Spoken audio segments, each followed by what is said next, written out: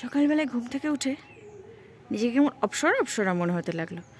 চারিদিকে স্বর্গ রাজ্য, আহা হা, তাহার মধ্যে আমি। তারপরে এই যে স্বর্গরাজ্যের উদ্যানে ফুল হয়েছে,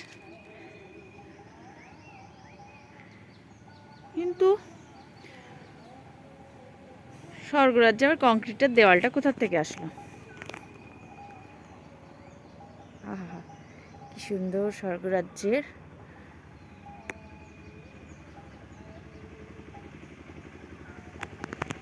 আমেরিকার অপ্সরা, প্রকৃত অপ্সরা এই যে এরা, স্বর্গরাজ্যের সবিতা সুন্দরী অপ্সরা এক ঝাঁক ফুটে উঠছে।